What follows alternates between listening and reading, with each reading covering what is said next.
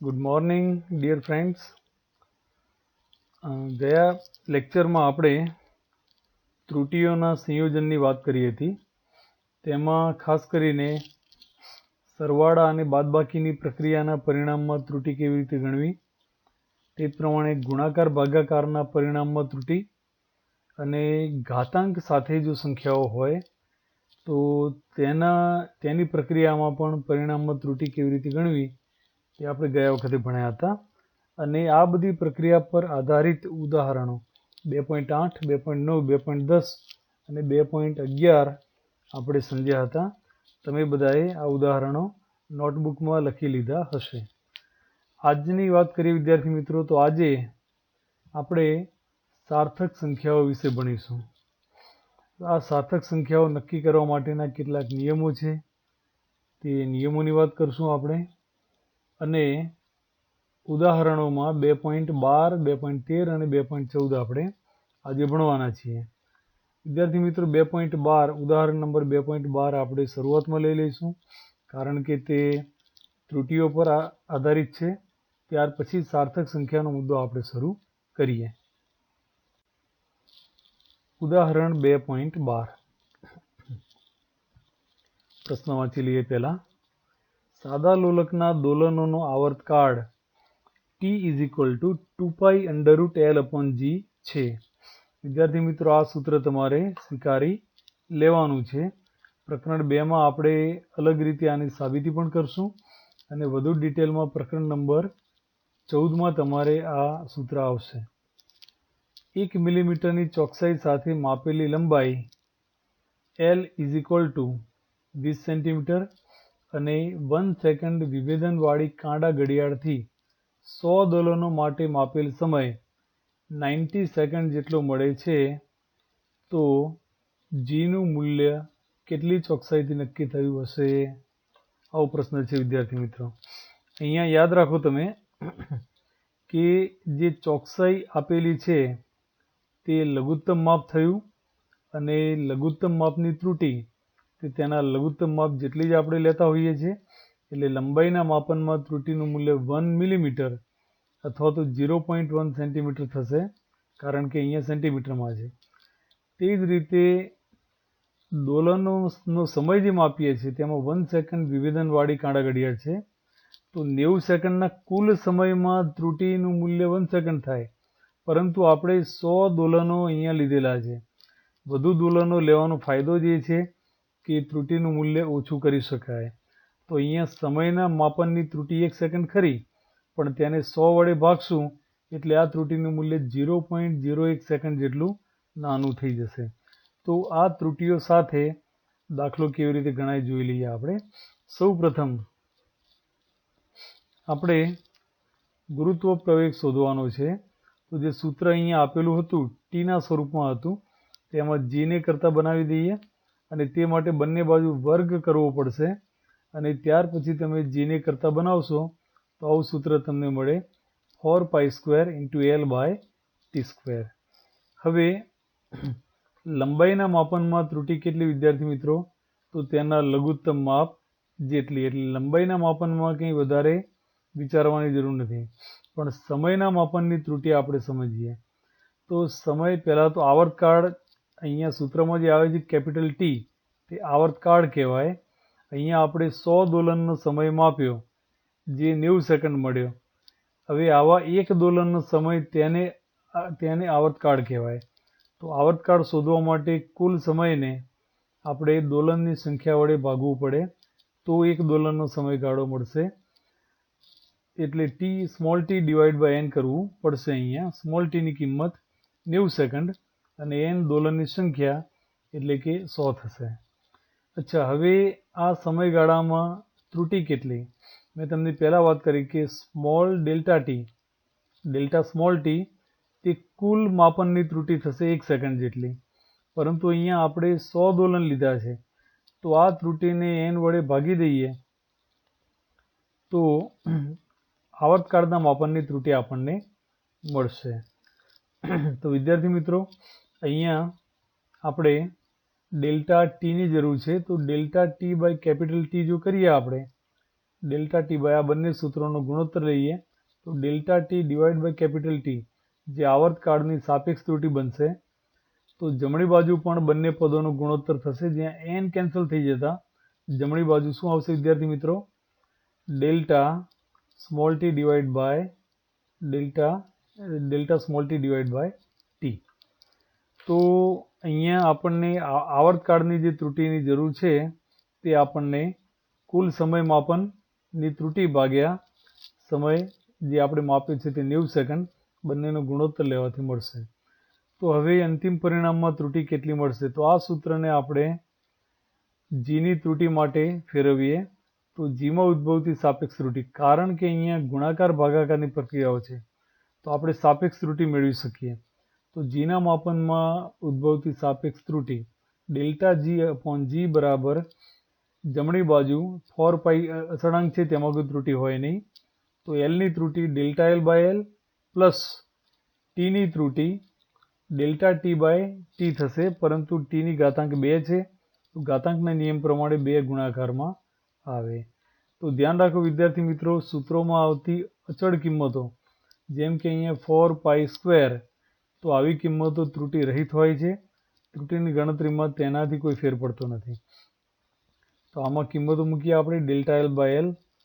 તો લંબાઈના માપનની ત્રુટિ 0.1 મિલીમીટર હતી, 0.1 સેન્ટીમીટર થશે, ડિવાઈડ બાય 20 સેન્ટીમીટર કુલ લંબાઈ પ્લસ 2 ગુણ્યા delta T, delta small T એટલે ઘડિયાળની વિભેદન શક્તિ 1 સેકન્ડ ડિવાઈડ બાય ટી એટલે માપેલ સમયગાળો 90 સેકન્ડ.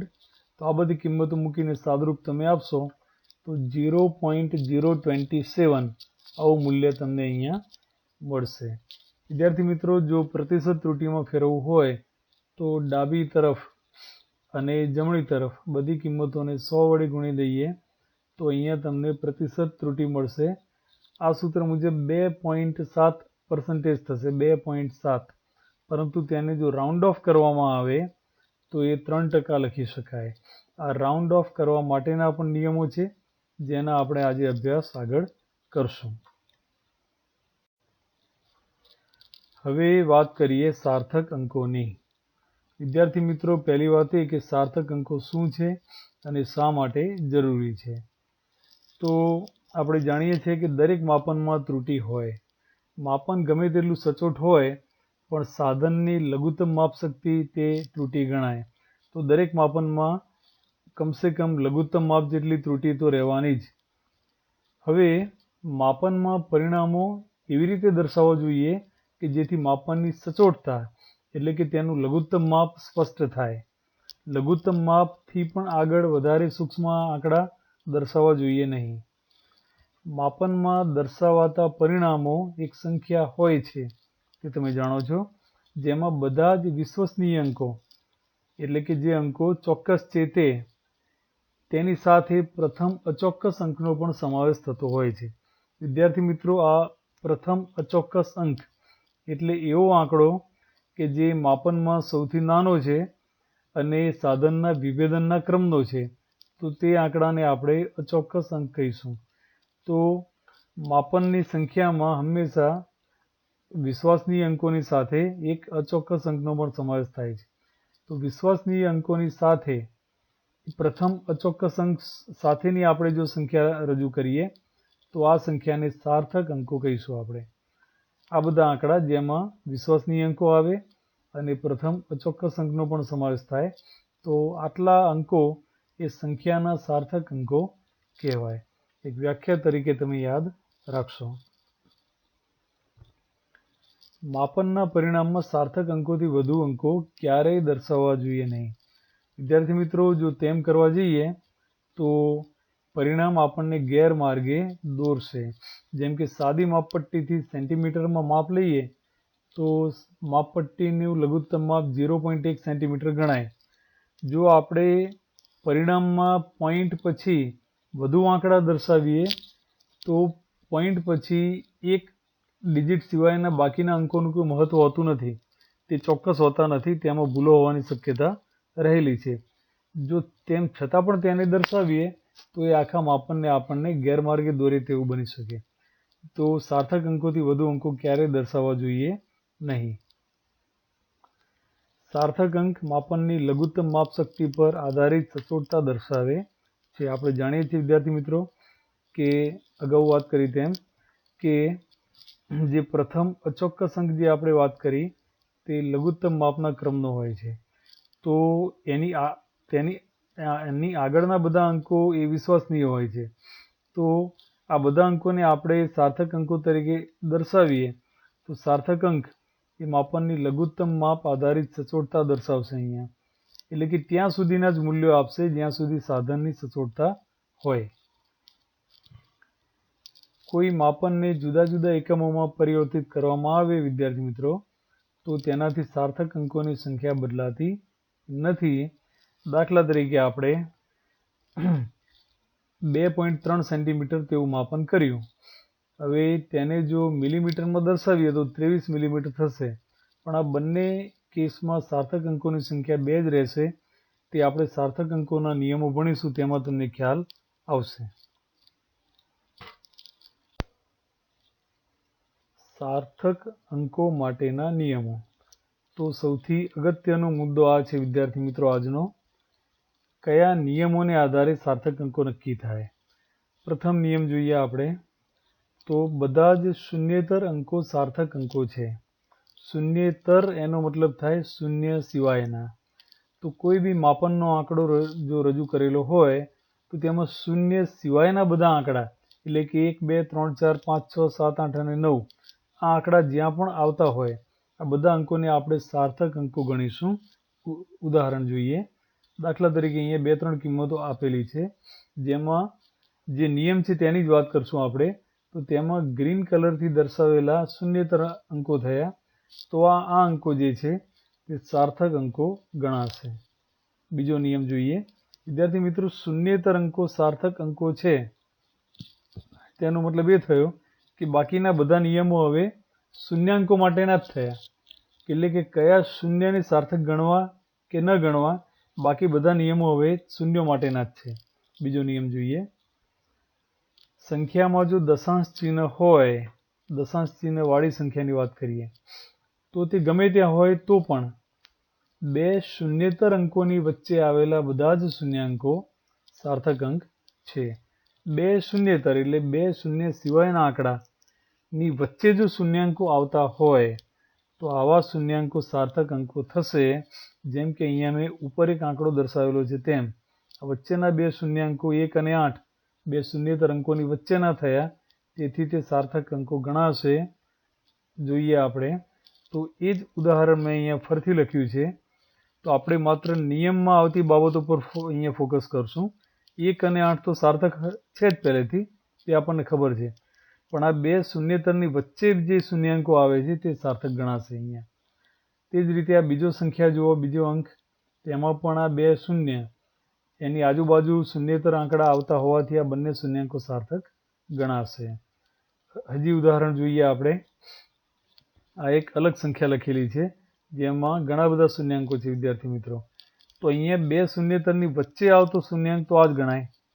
તો આ શૂન્યાંક સાર્થક થશે. આ ડાબી તરફના બે શૂન્યાંક સાર્થક થાય કે નહીં તે પછીના નિયમમાં આવશે. પણ આ શૂન્યાંક સાર્થક થશે કારણ કે બે શૂન્યેતરની વચ્ચે આવ્યું છે એટલા માટે. તેવું જ અહીંયા પણ જોવા મળે છે તમને. અને અહીંયા અલગ અલગ પોઝિશનમાં 4 શૂન્યાંકો છે જે શૂન્યેતર સંખ્યાઓની વચ્ચે આવેલા હોવાથી સાર્થક ગણાશે. ત્રીજો નિયમ જોઈએ. જો સંખ્યા 1 કરતાં નાની હોય, 1 કરતાં નાની સંખ્યા હંમેશા દશાંશ ચિહ્ન વાળી જ હોય વિદ્યાર્થી મિત્રો. તો દશાંશ ચિહ્નની જમણી તરફના પરંતુ પ્રથમ શૂન્યેતર અંકની ડાબી તરફના શૂન્યાંકો સાર્થક અંકો નથી. એક ઉદાહરણ અહીંયા નિયમ સાથે રજૂ કરેલું છે. 0.002308 આ સંખ્યામાં જો આપણે વાત કરીએ તો દશાંશ ચિહ્ન પછીની પ્રથમ શૂન્યેતર સંખ્યા 2 થશે. તો તેની ડાબી તરફના શૂન્યાંકો એટલે અંડરલાઈન કરેલા 3 શૂન્યાંકો સાર્થક અંકો બનશે નહીં. ખાસ નોંધો અહીંયા આ શૂન્યાંક જે રહ્યો તે શૂન્યેતરની વચ્ચે આવતો હોવાથી સાર્થક ગણાશે. એટલે આ સંખ્યામાં કુલ 4 સાર્થક અંકો થશે. બીજા ઉદાહરણ જોઈએ આપણે. અહીંયા બે ઉદાહરણ દેખાય છે તમને, જેમાં પ્રથમ ઉદાહરણમાં જોઈએ તો દશાંશ ચિહ્ન પછીનો પ્રથમ શૂન્ય તરંગ એટલે 2 ગણાય. તેની ડાબી તરફના શૂન્યાંકો એટલે આ લાલ અક્ષરથી દર્શાવેલા શૂન્યો સાર્થક અંકો ગણાશે નહીં. તે જ રીતે આની અંદર પણ પ્રથમ શૂન્ય તરંગની ડાબી તરફના શૂન્યાંકો સાર્થક નથી. હજી ઉદાહરણ જોઈએ. આમાં પણ આ બંને ઉદાહરણમાં લાલ રંગથી દર્શાવેલા આંકડા સાર્થક નથી નિયમ પ્રમાણે. પ્રથમ શૂન્યતરની ડાબી તરફના છે એટલા માટે.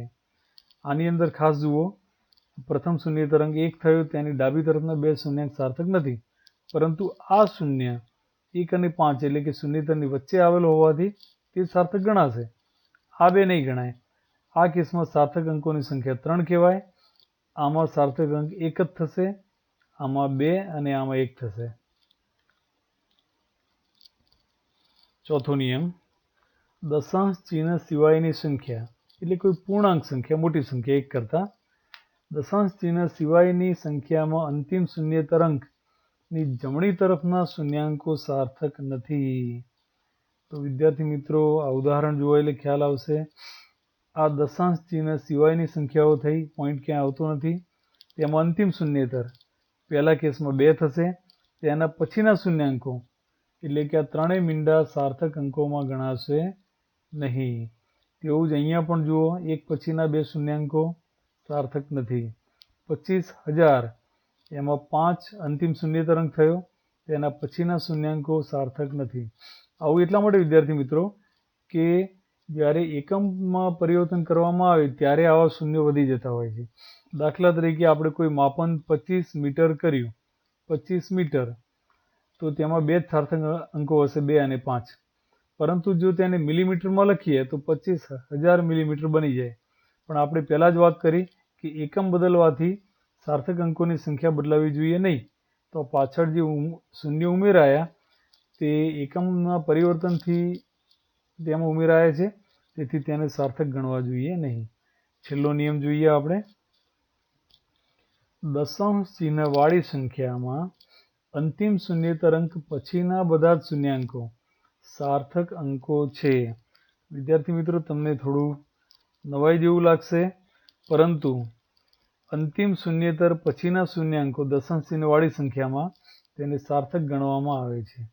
જેમ કે 3.500, તો આ સંખ્યામાં 5 અંતિમ શૂન્યતર અંક થયો, તેના પછીના શૂન્યાંકો એટલે કે આ બંને શૂન્યો સાર્થક અંકો ગણાશે.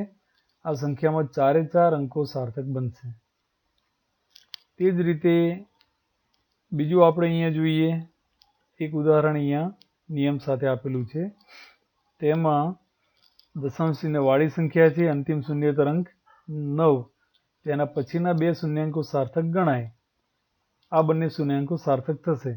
પરંતુ ચોથો નિયમ એમ કહે છે, ત્રીજો નિયમ, કે પ્રથમ શૂન્યતર એટલે કે 6 ની ડાબી તરફના શૂન્યાંકો એટલે આ 2 શૂન્યાંકો સાર્થક બને નહીં. તો ખાસ ધ્યાન રાખશો આ પાંચમા નિયમમાં. બીજા 2-3 ઉદાહરણ જોઈએ. 2.500, તો આ સંખ્યામાં દશાંશ ચિહ્ન છે, અંતિમ શૂન્યતર 5, તેના પછીના શૂન્યાંકો સાર્થક ગણાશે વિદ્યાર્થી મિત્રો.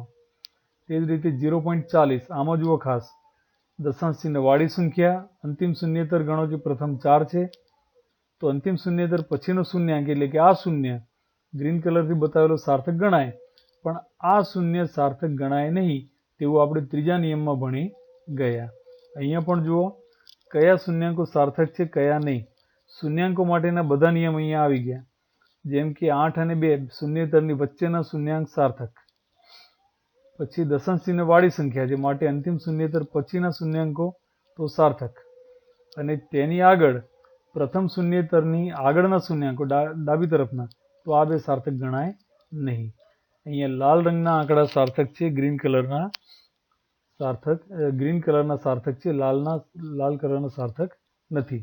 બાકી કાળા અંકો તો જે તે નિયમમાં જે મુજબ મોટે ભાગે શૂન્યતર સંખ્યાઓ છે, તો તેમાં જે તે નિયમ લાગુ પડતો હોય તે પ્રમાણે થશે.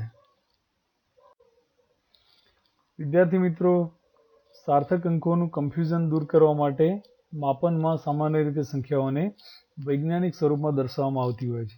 ભૌતિક વિજ્ઞાનમાં આ પદ્ધતિ અગત્યની છે. તો હવે પછી સંખ્યાઓ, દાખલાના જવાબ વગેરે લખતી વખતે તમારે આ બાબત ધ્યાન રાખવાની. વૈજ્ઞાનિક સ્વરૂપ કોને કહેવાય? તો દરેક સંખ્યાને આ રીતે દર્શાવવામાં આવે.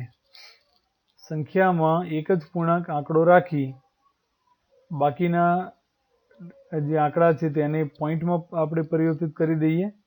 મતલબ દશાંશ સ્થળની આગળ એક જ આંકડો રાખીએ અને બાકીને આપણે 10ની ઘાતાંક સ્વરૂપે દર્શાવીએ. એક બે એક્ઝામ્પલ જોઈએ.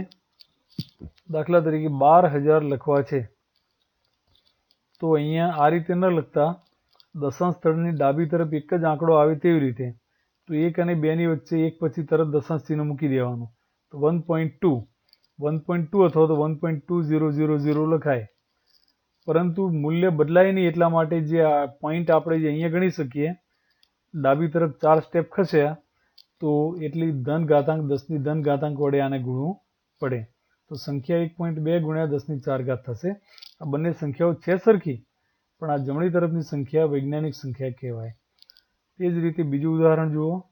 અહીંયા 0.1 કરતાં નાની સંખ્યા છે, તો દશાંશ ચિહ્ન પહેલાં એક જ આંકડો આવે તો 4 પછી દશાંશ ચિહ્ન મૂકીએ આપણે, તો 4.09 અને જમણી તરફ 2 ડિજિટ ખસ્યા તો 10ની ઋણ ઘાતાંક આવશે.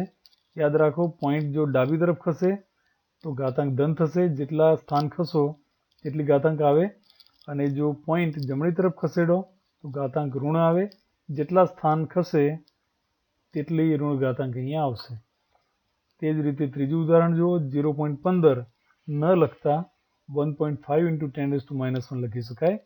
અને તે જ રીતે 123.456 તેને બદલે આપણે 1.23456 × 10⁻², કારણ કે દશાંશ સ્થળ ડાબી તરફ 2 પોઈન્ટ ખસ્યું એટલે 10ની ધન 2 ઘાતાંક સાથે ગુણવું પડશે. વિદ્યાર્થી મિત્રો, આ વૈજ્ઞાનિક સંખ્યા લખવાની રીત થઈ. આપણે દાખલા વગેરેમાં આનો ઉપયોગ કરીશું. ગાણિતિક પ્રક્રિયા માટે સાર્થક અંકોના નિયમો. વિદ્યાર્થી મિત્રો, જ્યારે સાર્થક અંક સાથેની સંખ્યાઓ એના સરવાળા, બાદબાકી, ગુણાકાર, ભાગાકાર વગેરે થાય તો તેના પરિણામમાં કેટલા સાર્થક અંક દર્શાવવા જોઈએ તેના પણ નિયમો છે. અહીંયા જોઈ લઈએ આપણે. સૌપ્રથમ નિયમ ગુણાકાર ભાગાકાર માટે છે. તો સંખ્યાઓના ગુણાકાર અને ભાગાકારથી મળતા અંતિમ પરિણામમાં એટલા જ સાર્થક અંક રાખવા જોઈએ જેટલા મૂળ સંખ્યાઓ પૈકી જે સંખ્યામાં લઘુત્તમ સાર્થક અંક હોય તેટલા સાર્થક અંકો પરિણામમાં હોવા જોઈએ. દાખલા તરીકે એક સંખ્યામાં સાર્થક અંકો 2 છે અને બીજી સંખ્યામાં સાર્થક અંકો 4 છે. એક સંખ્યામાં 2, બીજામાં 4, પણ બંનેનો ગુણાકાર કરીએ તો પરિણામમાં તમારે 2 જ સાર્થક અંક રાખવા જોઈએ, કારણ કે લઘુત્તમ સાર્થક અંકવાળી સંખ્યા જેમાં 2 સાર્થક અંકો હતા. એક એક્ઝામ્પલ જોઈએ આપણે. અહીંયા 2 કિંમતો દળ અને કદનો ગુણોત્તર લઈ અને ઘનતા શોધવા માટેની પ્રક્રિયા દર્શાવેલી છે.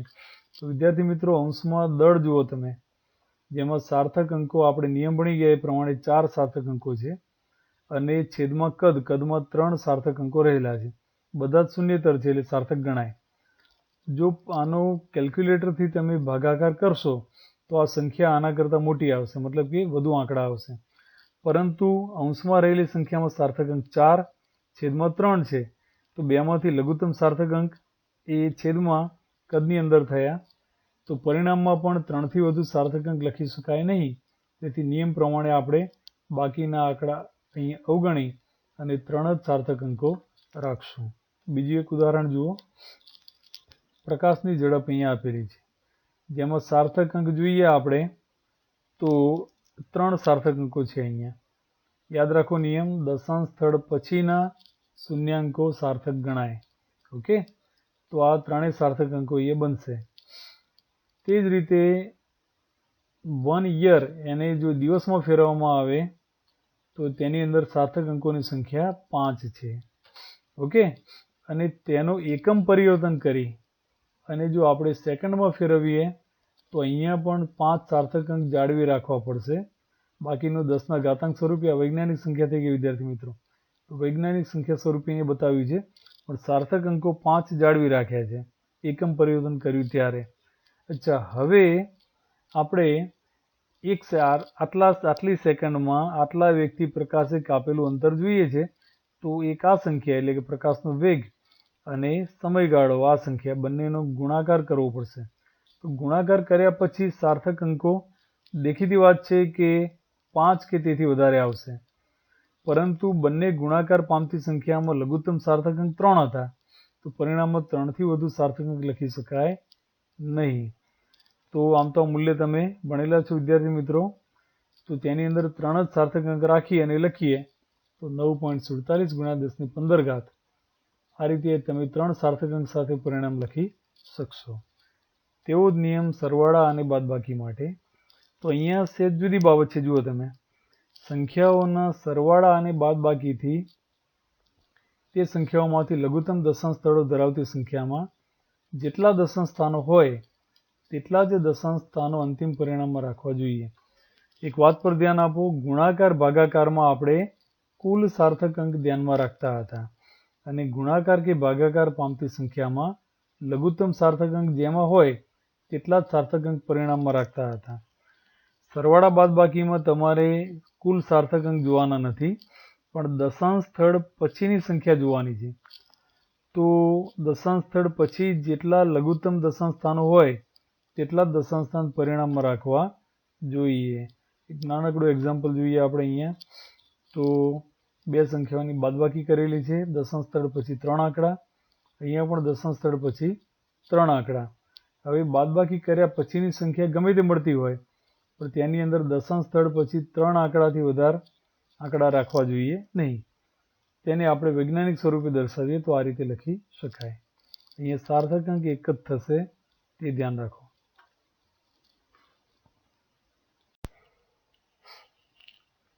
ઉદાહરણ 2.13 જોઈએ આપણે. કોઈ ઘનની બધી જ બાજુનું માપેલ મૂલ્ય, કોઈ સમઘન છે તેની બધી બાજુઓ સરખી હોય, તેનું માપેલ મૂલ્ય 7.203 મીટર છે, તો યોગ્ય સાર્થક અંક સુધી ઘનનું કુલ પૃષ્ઠ ક્ષેત્રફળ તથા કદ શોધો. વિદ્યાર્થી મિત્રો ખાસ નોંધો, અહીંયા સાર્થક અંકોની સંખ્યા તો બધા શૂન્યતર એટલે 7, 2 અને 3 તો સાર્થક અંકો છે જ. આ શૂન્યતરની વચ્ચે આવેલો છે, માટે 4 એ 4 અહીંયા સાર્થક અંકો બનશે. હવે ગણતરી કેવી રીતે થાય જોઈએ. સૌ પ્રથમ આપણે ઘનનું પૃષ્ઠ ક્ષેત્રફળ જોઈએ. અહીંયા લખ્યું છે તેમ કે લંબાઈના માપનમાં સાર્થક અંકોની સંખ્યા 4 છે, તો દરેક પરિણામમાં પણ 4 જ સાર્થક અંક રાખી શકાય.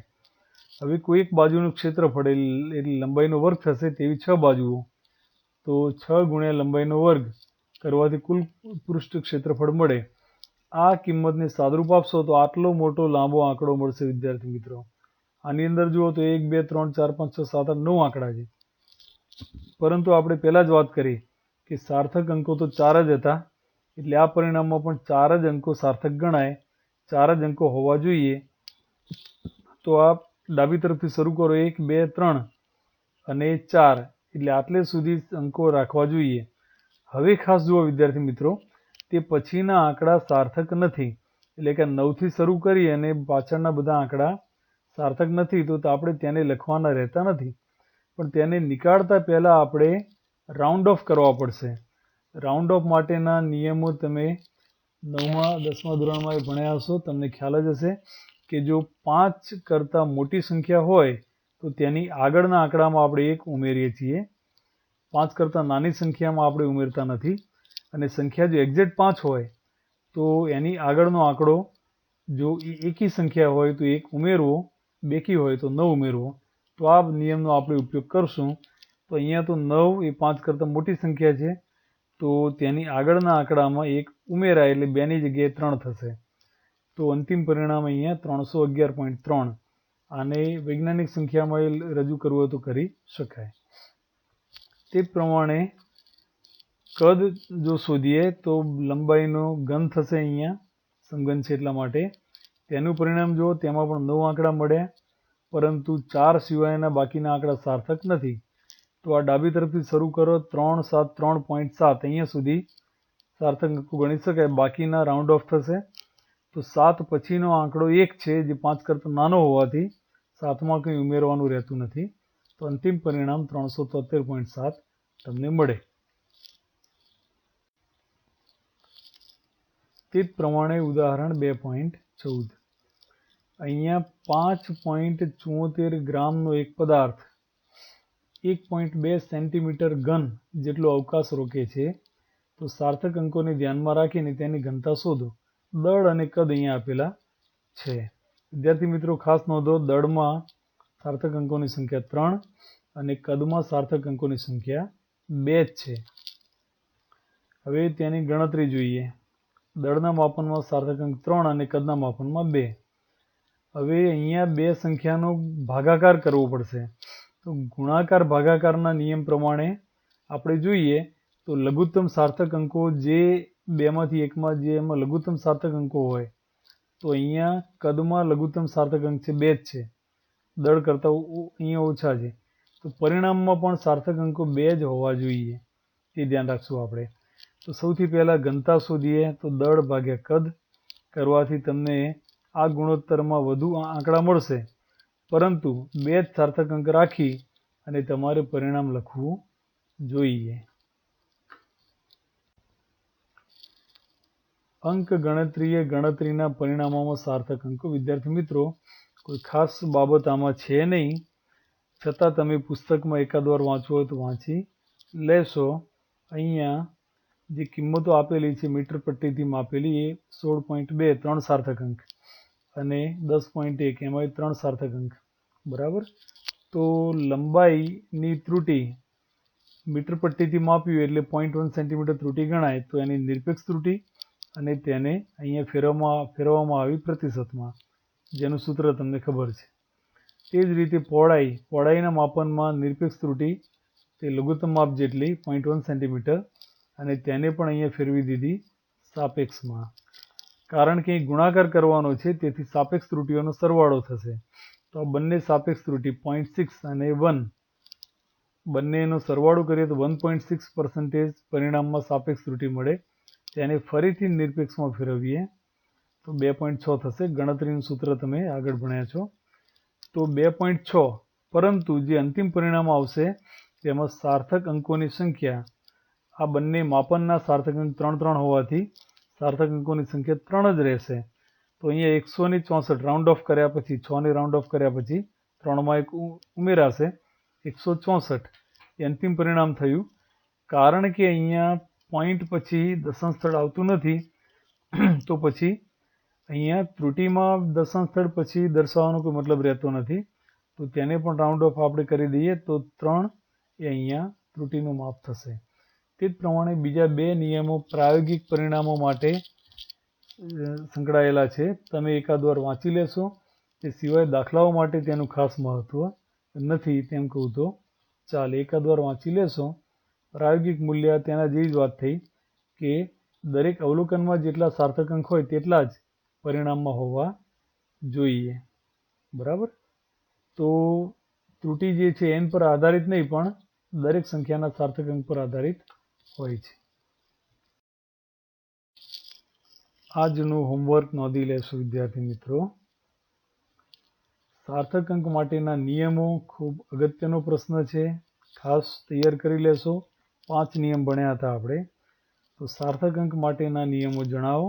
દરેકનું એક એક ઉદાહરણ આપો. આમ તો પ્રશ્ન ઉદાહરણ સિવાય પૂછાય, પરંતુ મેં એટલા માટે આ ઉમેર્યું છે કે જેથી તમને તે દરેક નિયમ એ વધારે સુદૃઢ બની જાય. તો તમે ઉદાહરણ સાથે નોટમાં જવાબ લખશો. સાર્થક સંખ્યાની ગાણિતિક પ્રક્રિયા માટેના નિયમો, મતલબ કે સાર્થક સંખ્યા સાથેના ગુણાકાર ભાગાકાર અને સરવાળા બાદબાકી માટેના 2 નિયમ ભણેલા આપણે. બંને નિયમ તમારે અહીંયા જણાવવાના રહેશે. ત્યારબાદ જે આપણે ઉદાહરણોનો અભ્યાસ કર્યો તે 2.12, 2.13 અને 2.14 ત્રણેય ઉદાહરણ બરાબર સમજી અને નોટબુકમાં મોઢે ગણી લેશો.